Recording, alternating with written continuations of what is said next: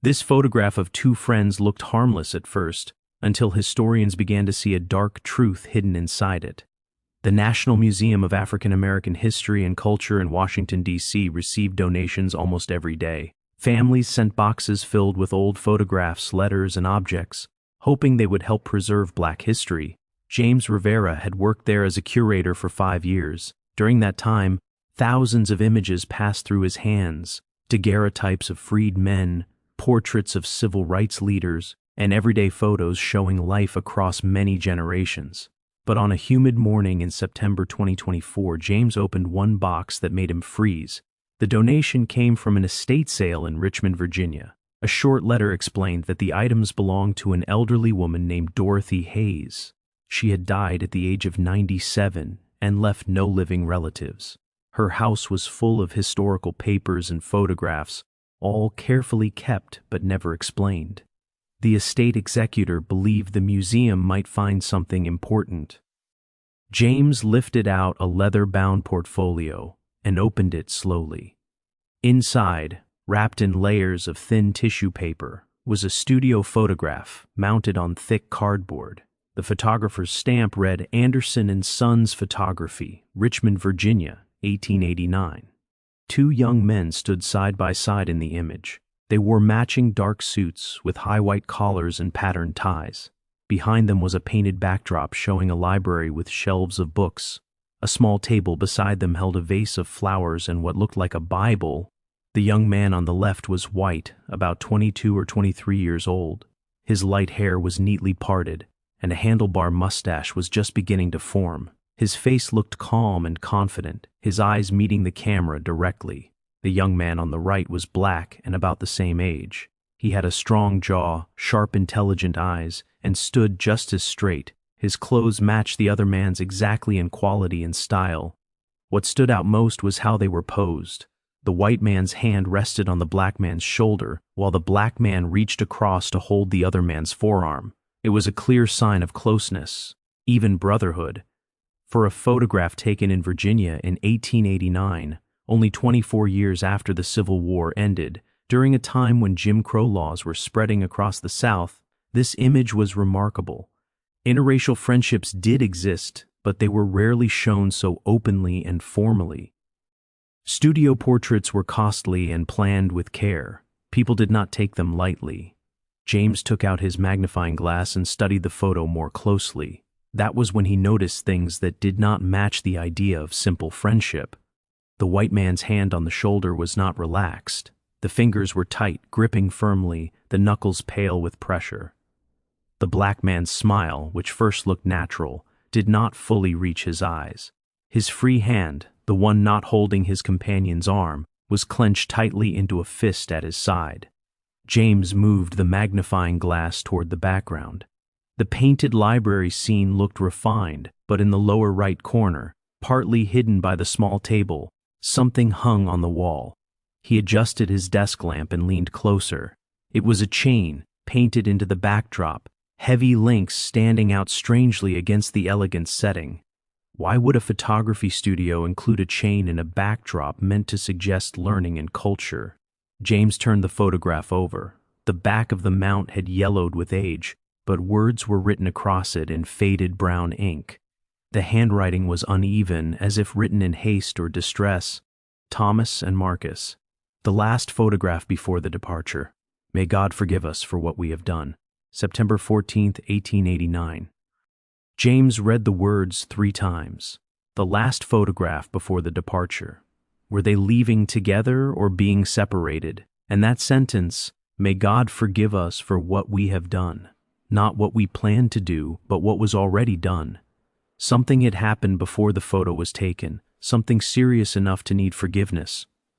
James photographed the image from every angle, capturing each detail in high resolution. Then he opened his laptop and began searching.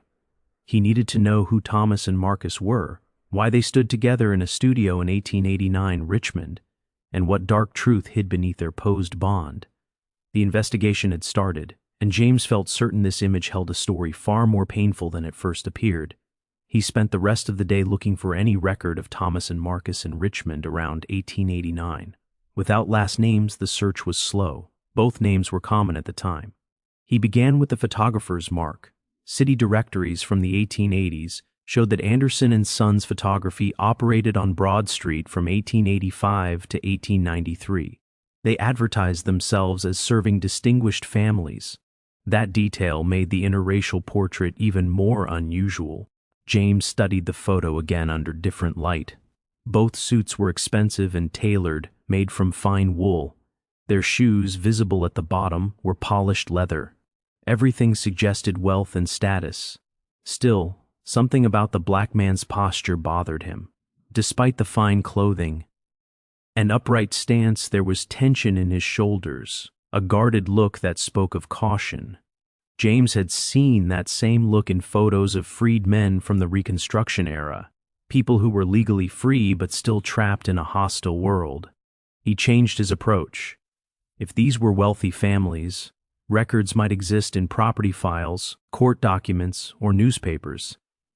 He called his colleague, Dr. Patricia Okoye, an African-American history professor at Howard University with strong ties to Virginia archives. She returned his call within 2 hours. "This is interesting," she said. "Send me high-resolution scans. I want to study it myself." James emailed the images, and they agreed to meet the next day at the Library of Virginia in Richmond. That night, James could not stop thinking about the photo. The words, "May God forgive us," pointed to guilt and shared responsibility.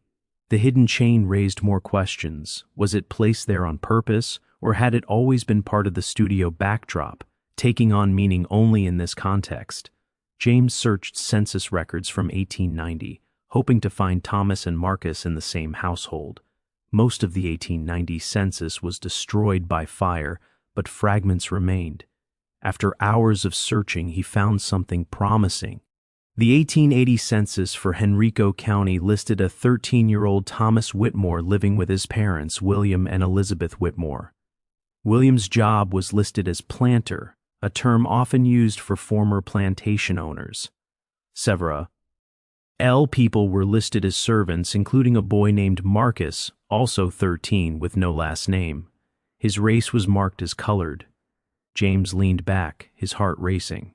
In 1880, many black people were still listed without surnames, a cruel leftover from slavery. If this Marcus was the same man from the photograph, he would have been about 22 in 1889, matching the image. Thomas Whitmore would have been the same age, having grown up alongside him. James dug deeper into the Whitmore family.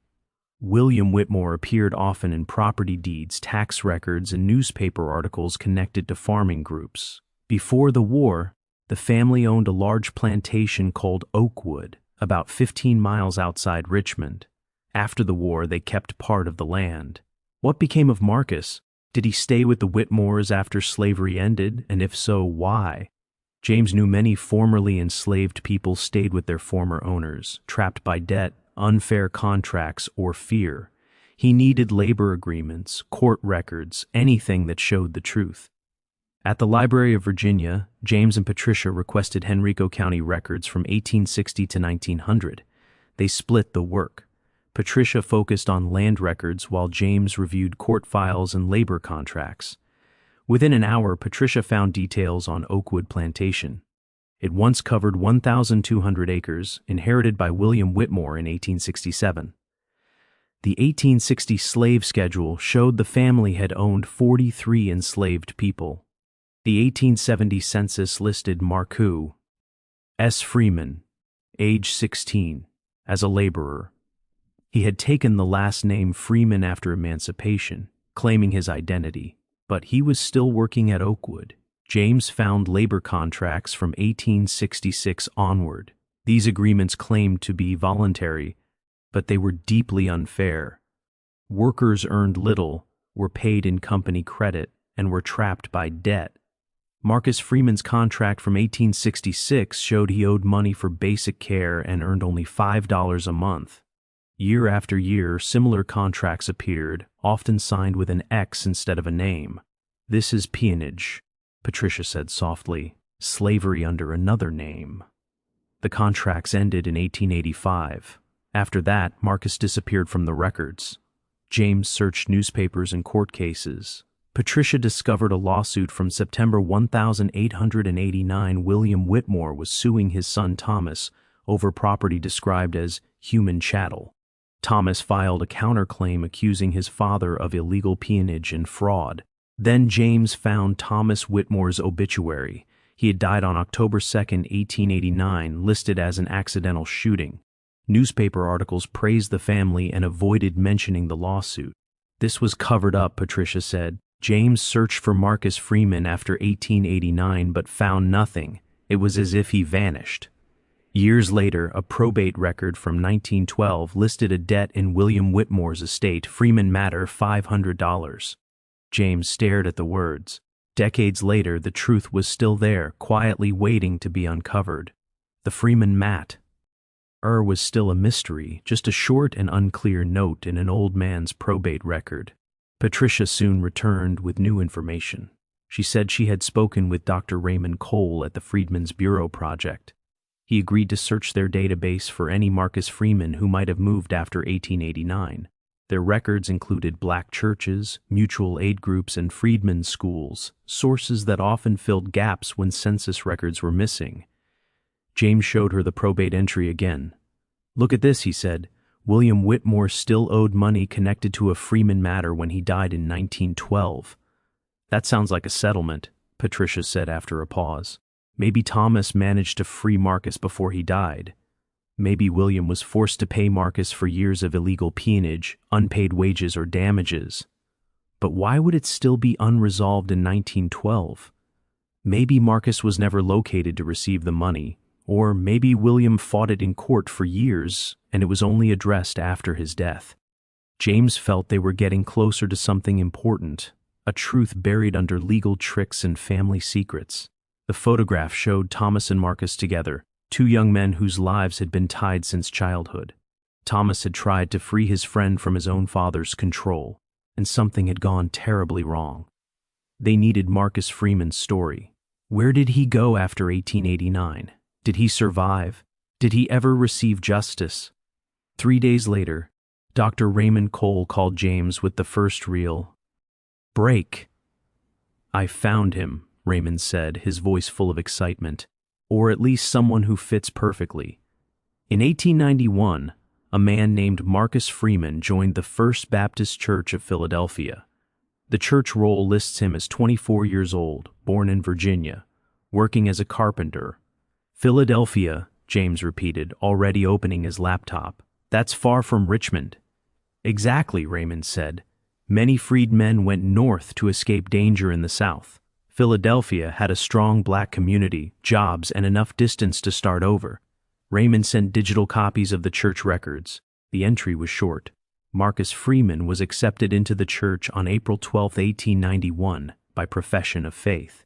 The handwriting was neat and ordinary, but to James it meant everything. Marcus had survived whatever happened at Oakwood. He had escaped, traveled hundreds of miles, and started again.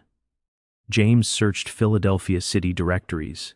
In 1892, he found Marcus Freeman listed as a carpenter living at 712 South Street, right in the center of the black neighborhood.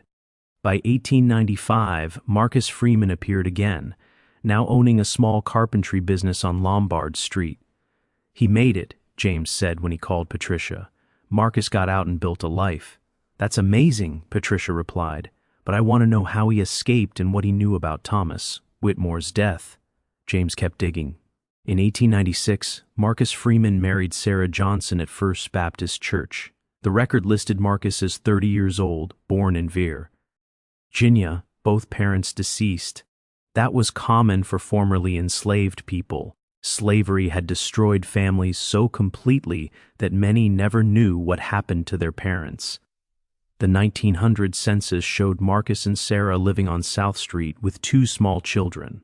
Marcus was listed as a carpenter and contractor. In less than 10 years, he had gone from forced labor to owning a business. The real shock came when James searched black newspapers. In the October 15, 1899 issue of the Philadelphia Tribune, he found an article that made his hands tremble. The headline read, "Local businessman shares story of escape from peonage." The article said that Mr. Marcus Freeman, a respected carpenter, spoke at Mother Bethel AME Church about his experiences under illegal peonage in Virginia after the war. His words were described as a strong reminder that true freedom was still being fought for decades after emancipation. James read the article again and again. Marcus had spoken publicly. He had told people what happened at Oakwood. The article did not give every detail, but it mentioned years of forced labor, fake contracts, and violence used to keep workers from leaving. It also said Marcus escaped with help from a friend who paid the ultimate price.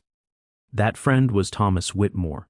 James searched further and found more articles. Marcus became an advocate, speaking at churches and meetings about black labor exploitation in the South. In 1902, he testified before a congressional committee, investigating peonage and convict leasing. James found the testimony in the Library of Congress. It was 15 pages long. Marcus testified that he was born enslaved at Oakwood Plantation. After emancipation, when he was about 14, William Whitmore forced him to sign a labor contract. Marcus could not read, and no one explained the terms. Each year the debt grew. When Marcus tried to leave in 1874, he was arrested and dragged back in chains. "I was free by law," Marcus said, "but a prisoner." He described years of fear and exhaustion, working from sunrise to sunset, never able to save or leave. Then in 1888, Thomas Whitmore returned home from the University of Virginia. Thomas was shocked to see Marcus still trapped. He investigated his father's records and learned the truth. Thomas confronted his father in early 1889. Marcus testified that William Whitmore laughed and said the law protected powerful men, not black workers. Thomas secretly copied documents, fake contracts, and wage books. He spoke to a lawyer in Richmond and prepared a case. He warned Marcus it would be dangerous, but Marcus told him to go ahead. Freedom was worth the risk. On September 10, 1889, Thomas filed his case. William Whitmore was furious. 4 days later, Thomas took Marcus to Richmond to have their photograph taken. It was done on purpose. The matching suits, the elite studio, the pose, all of it was meant to show equality and loyalty. Thomas wanted proof that could not be erased. Marcus also spoke of the fear behind the image. Thomas received threats. Marcus was warned something bad was coming. The words on the back of the photo, "May God forgive us for what we have done," now made sense. Thomas knew his choice would destroy his family ties. Marcus described Thomas's death on October 2, 1889. Marcus heard a gunshot. He found Thomas dying in his father's study. Thomas whispered, "Run, Marcus. Papers, desk, run." William Whitmore and the sheriff arrived moments later. Marcus fled, knowing he would be blamed and lynched. That night, he returned and found the documents Thomas had secured. They were legal orders freeing Marcus and awarding him back wages. Marcus escaped north with those papers. "Thomas died because he believed I deserved freedom," Marcus told Congress. James leaned back, shaken. The photograph was not just friendship. It was Thomas's final act of courage. The fear in their eyes was real. Thomas was murdered, and his father covered it up. Marcus survived, built a life, and told the truth. James continued tracing Marcus's later years. Census records, newspaper articles, and church records showed a successful businessman and community leader. In 1935, Marcus Freeman died at age 70. His obituary listed his wife, 4 children, and 9 grandchildren. James followed the names carefully. One daughter stood out, Dorothy Freeman Hayes. The name struck him instantly, and everything fell into place. That was the same name written on the donation letter.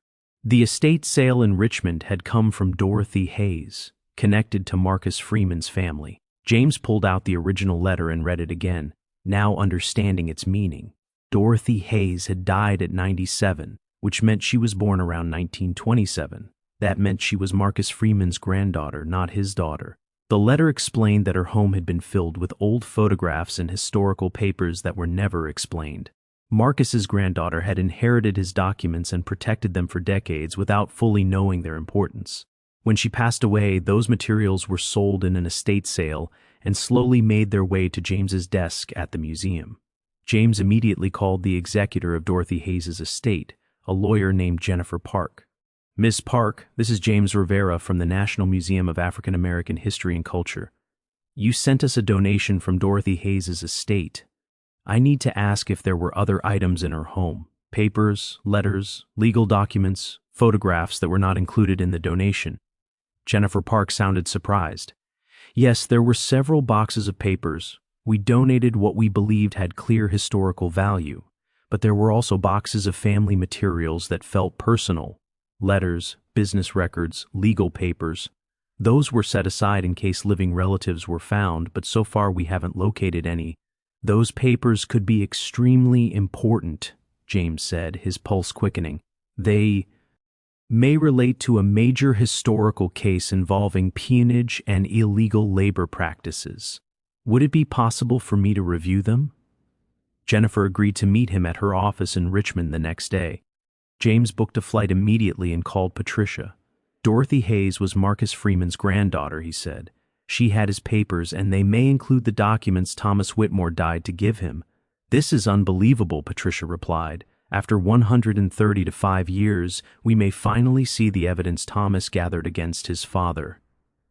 That night, James barely slept. He kept imagining Marcus Freeman walking hundreds of miles toward freedom, carrying papers that had cost his friend his life. Marcus had protected those documents, passed them down through generations, preserving proof of both cruelty and courage. Now, by chance and timing, those papers were ready to speak. Jennifer Park's office was in a restored Victorian building not far from where Anderson and Sons Photography once operated. She led James into a storage room where 5 cardboard boxes sat on a table, each marked with Dorothy Hayes's name. "These are the personal papers," Jennifer explained. "Family letters, carpentry business records, and legal documents. I didn't study them closely because they felt private." James put on archival gloves and opened the first box. Inside were letters tied in bundles with ribbon. He carefully untied one bundle and began reading. They were letters Marcus Freeman had writ. 10 to his children between 1920 and 1935. His handwriting was neat and confident, proof of the education Elizabeth Whitmore had secretly given him. Many letters offered advice about work, family, and life. One letter, written to his son Thomas Freeman in 1929, spoke directly about the past. "My son, you carry the name of the bravest man I ever knew. Thomas Whitmore was more than my friend. He was my brother in every way but blood, and he gave his life so that I could be free. I want this written so you can tell your children, and they can tell theirs. The truth must not die with me." The letter retold the story Marcus later shared with Congress, but with deeper emotion. Memories of childhood, of secret lessons, of Thomas's shock when he learned his father was still holding Marcus in bondage. James photographed every page, then opened the second box. This box held business records from Marcus's carpentry work, ledgers, contracts, employee lists. Marcus had kept careful records, perhaps because false records had once been used to imprison him. The third box held what James had hoped to find. Inside, wrapped in oilcloth, were legal papers from 1889. His hands shook as he unfolded them. The first document was a court order dated October 2, 1889, the day Thomas died. Signed by Judge Robert Chambers, it ordered Marcus Freeman's immediate release from all labor contracts with William Whitmore. The contracts were declared fraudulent, and Marcus was awarded $500. In back wages, the same amount listed in William Whitmore's probate file. The next document was an affidavit signed by Thomas Whitmore. It listed copied contracts, unpaid wage records, and testimony from other trapped workers. Thomas's writing was steady and clear. He ended with words that nearly brought James to tears. He wrote that he submitted this evidence not as a son betraying his father, but as a citizen defending the law and as a friend honoring Marcus Freeman's humanity. He wrote that he accepted whatever consequences came from telling the truth. James sat quietly, overwhelmed. Thomas had known the danger. He had moved forward anyway. The next item was a second print of the photograph, with a note written by Thomas to Marcus. "This photograph was taken so no one can deny our friendship or question my support for your freedom. We stand as equals here, as the law should see us. If something happens to me, use this as proof. Your friend always, Thomas Whitmore. September 14, 1889. James photographed everything. Thomas had prepared for his own death, leaving Marcus proof of truth. The fourth box held newspaper clippings Marcus had saved about peonage, labor rights, and slow justice. Among them was an obituary from 1912 announcing William Whitmore's death, praising him as a respected planter. There was no mention of Thomas, no hint of crime. William Whitmore died with his reputation untouched, but Marcus ensured the truth lived on. The fifth box held personal items: Marcus's Bible, a pocket watch, and a leather journal. James opened the journal. It was Marcus's diary from 1890 to 1900. The first entry read, "I am free. Thomas died to make it so. I will not waste his gift." The journal described Marcus's arrival in Philadelphia, his struggles, his marriage, his children, and often his thoughts of Thomas. One entry marked Thomas's birthday. Another remembered the day of the photograph. Another spoke of teaching his son to read, just as Thomas's mother once taught them. James closed the journal deeply moved. Marcus never forgot. He carried Thomas's memory for decades and passed the story forward. James spent 2 days documenting everything with Jennifer Park's help. The documents were prepared for preservation and donation to the museum. But James had one more goal: he needed to find Marcus Freeman's living descendants and share the truth. He also wanted to find Thomas Whitmore's descendants. With Patricia's help, he traced the Freeman family. Marcus's son Thomas had children, one of whom became a civil rights lawyer. That lawyer's daughter, Dr. Alicia Freeman, lived in California. James called her. When he explained who he was, Alicia paused, then spoke emotionally. "I know the name Thomas Whitmore. My grandfather told me he was the reason our family was free. We never had proof, only stories." "I have the proof," James said. "The documents, the photograph, the diary." Alicia flew to Washington days later. Together they reviewed everything. When she saw the photograph, she cried. She said it made Thomas real. It showed the cost of freedom. James asked if she would support an exhibition. Alicia said it would be an honor. James then contacted a Whitmore descendant, Robert Whitmore. When shown the evidence, Robert sat quietly. Finally, he said he felt shame for William and pride for Thomas. He wanted the truth told. 6 months later, the museum opened the exhibition. The photograph stood at the center. Visitors studied the faces, the hands, the hidden chain. They read Thomas's words. They learned about peonage and resistance. Marcus Freeman's life, his escape, his success, and his courage were honored. Thomas Whitmore's sacrifice was finally known. As the museum closed that evening, James stood before the photograph once more. Thomas's words echoed in his mind. "If something happens to me, use this evidence to prove the truth." After 135 years, the truth had finally been seen.